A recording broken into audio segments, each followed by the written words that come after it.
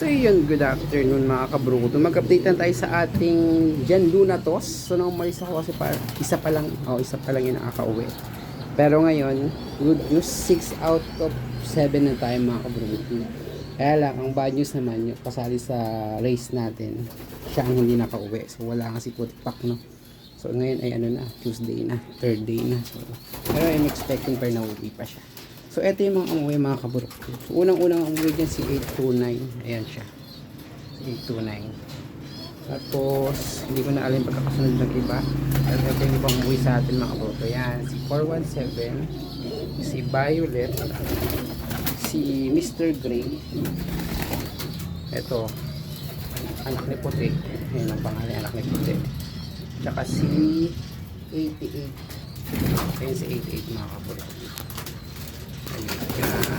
So yan mga kabuto, good news, 6 out of 7. So meron pa tayo 6 sa sama. Yun lang, bye.